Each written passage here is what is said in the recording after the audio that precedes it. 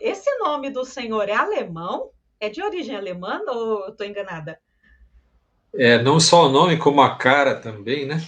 Mas eu sou brasileiro. Sou brasileiro, sou nascido no interior do Rio Grande do Sul. Meu bisavô é que era alemão, dos dois lados, mas cresci numa cidade pequena, hoje nem é mais tão pequena assim, Panambi, no médio norte do estado gaúcho, colônia alemã também com participação de italianos, e os alemães casavam entre si. Eu fui um dos primeiros da minha família a casar fora da colônia. Minha esposa é de descendência italiana e é daqui de São Paulo. Então, mas a cara tem o cara de alemão e tem o nome de alemão, né? E ainda o nome do meio eu até tiro porque fica um problema a mais para falar. Então é É Karl muito Heinz, difícil, gente. Como que é, professor? Karl Heinz Kepler, se fosse falar em alemão. Aqui é o Karl. Eu nasci numa família cristã entre os batistas alemães, lá no interior do Rio Grande do Sul. Eles têm uma convenção à parte que chama Convenção Batista Pioneira. E a igreja também chama Igreja Batista Emanuel. Na época em que eu cresci naquela igreja, eu aprendi a levar as coisas de Deus bastante a sério. Hoje, olhando para trás, eu diria a sério demais. Aceitei Jesus bem cedo, aos 6 anos de idade. Fui batizado aos 10. Eu era baixinho, então no batistério, os batistas batizam por imersão, eu precisei parar no penúltimo degrau, porque senão eu mesmo me Afogar. batizava. Então eu fiquei ali por ser baixinho, cresci só depois. E fui me desenvolvendo na igreja, levando as coisas muito a sério. Aceitei um chamado para servir ao Senhor como pastor, já na adolescência, e vim estudar teologia, então, na Faculdade Teológica Batista de São Paulo. Eu saí do interiorzão do Rio Grande do Sul e caí dentro da capital paulista, meio que de paraquedas, aos 18 anos, com a ajuda aí de Deus e muitos irmãos misericordiosos, aprendi a viver na cidade grande. Depois de estudar 2 anos em teologia, eu senti que precisava de mais alguma coisa, e o pessoal que é de São Paulo conhece lá em Perdizes, a Faculdade Teológica Batista fica do outro lado da rua da PUC. E lá na PUC, então, tem um curso de psicologia. Na época, meu pai me sustentava, então eu comecei a fazer também a psicologia de dia e a teologia era noturna, e assim conheci a Vera, que é minha esposa hoje, lá na Faculdade Teológica. Casamos, terminei psicologia também, comecei a lecionar. Eu gostava de lecionar, comecei a lecionar teologia já naquela época, e foi um longo período, Faculdade Teológica Batista no ABC, depois na própria lá de Perdizes, e depois também no Instituto Batista das Assembleias de Deus, no IBES.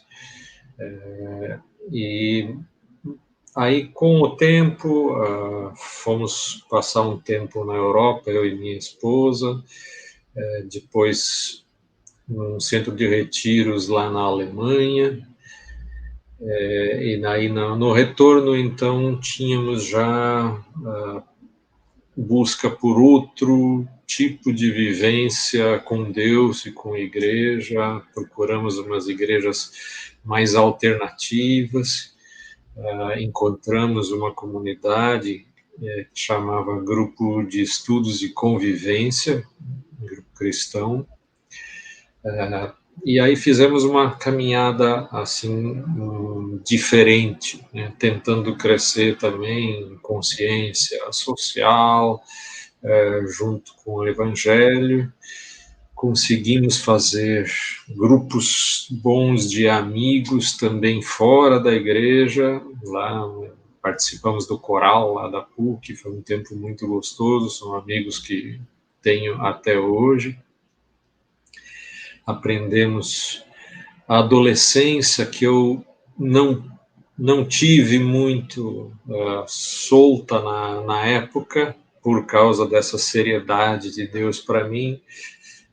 Deus deu a mim, a minha esposa também, quando tínhamos já nossos 30 anos com esses amigos. E chegou uma hora em que, através aí de uma profecia de uma irmã pentecostal, que entendemos que era hora de nos reaproximarmos. E procuramos, então, igreja para nos tornarmos membros. E foi uma procura longa, muitas visitas, muitos lugares diferentes no meio pentecostal, no meio histórico, em grupos alternativos, e acabamos estacionando e parando por um tempo na igreja evangélica Projeto Raízes, que era no bairro da Pompeia. Fiz bons amigos lá, são amigos até hoje. Depois nós estávamos morando fora de São Paulo, aí procuramos perto de São Roque, procuramos uma igreja ali na região, ficamos na comunidade evangélica de São Roque, ligada ao Vale da Bênção, então temos anos, ali o nosso filho cresceu naquele período, naquela igreja, e hoje, há uns tempos atrás, retornamos para o Projeto Raízes, que é uma comunidade pequena. Não voltamos nessa comunidade da pandemia, ainda estamos em virtual, e eu e a Vera estamos experimentando como é que é morar no litoral, saindo de São Paulo, porque era tudo por pandemia, tudo online, então está sendo bem confortável assim, no virtual, mas está chegando a hora da gente resolver isso também. O senhor é pesquisador associado à Universidade Livre de Amsterdã, é isso? Isso. Enquanto eu lecionava, aí chegou uma hora em que o Brasil resolveu reconhecer curso de teologia, porque não reconhecia, e aí os cursos todos precisaram do reconhecimento do MEC, e a faculdade onde eu lecionava me disse, bom, a gente precisa de pós-graduação, precisa de mestrado. Na época eu tinha parado, um curso, uma pós-graduação que tinha começado, então eu estava sem, e entendi que era a hora, então. E fui fazer mestrado em teologia com os irmãos luteranos lá na Este, em São Leopoldo, e depois lá mesmo, uns anos depois, fui fazer o doutorado, e aí tive um estágio nessa Universidade de Amsterdã, Universidade Livre, ou livre é no sentido de que ela não quis ser dependente nem de igreja, nem de Estado, então eles se chamaram de livres assim. É a segunda maior universidade lá de Amsterdã, Faculdade de Teologia. Então, o doutorado foi pela Este com esse estágio na Universidade de Amsterdã, e hoje eu mantenho contato com essa universidade, participo de grupo de pesquisa deles. Eu me viro bem em inglês, então isso ajudou para as aulas todas foram nesse idioma, então participo lá dessa comunidade.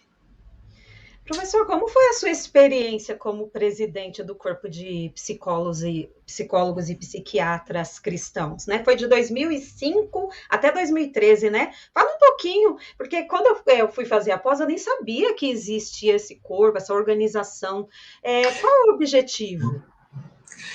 Então, ela é um grupo que, na verdade, existe há muito mais tempo, já estamos indo para 45 anos, eu fui agraciado com uma irmã mais velha que fez psicologia antes de mim, então eu aprendi através dela a existência do Corpo de Psicólogos e Psiquiatras Cristãos.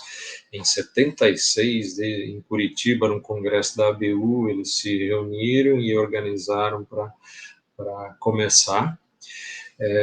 Eu entrei bem mais tarde, mas eu sempre pegava carona, né, na minha irmã. Eu entrei então em 98 e já entrei para a diretoria, fui primeiro vice-presidente até 2005, então eu assumi a presidência. O presidente em 98, não 88, em 98 era o Dr. Uriel Heckert, um psiquiatra de Juiz de Fora, e eu sucedi na presidência. O meu filho, na época, era pequeno, e ele ficou feliz de que o pai era presidente de alguma coisa.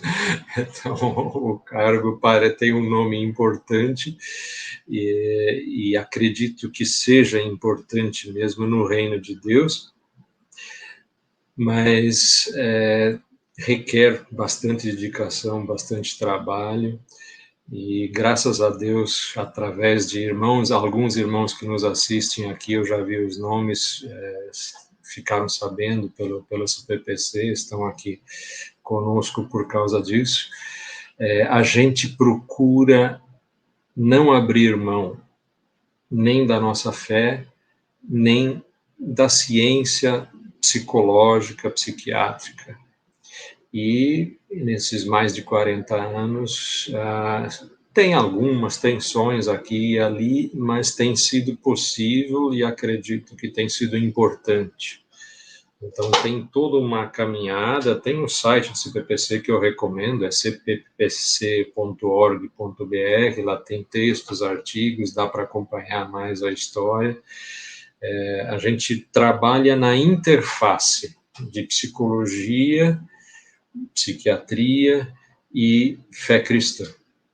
Então, às vezes, vai um pouco mais para lá, um pouco mais para cá. Na interface é isso, a gente mistura, entre aspas, as duas coisas, mas somos psicólogos devidamente formados, devidamente credenciados, autorizados, e somos cristãos.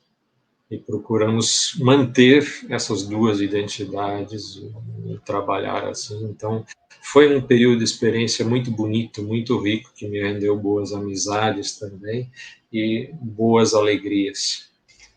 Perduram aí até hoje. Porque nada podemos contra a verdade, senão pela verdade. Segunda carta aos Coríntios 13:8. Se você gostou do conteúdo deste vídeo, se inscreva no canal, deixe o seu joinha, compartilhe e ative o sininho para receber do YouTube as notificações dos novos vídeos.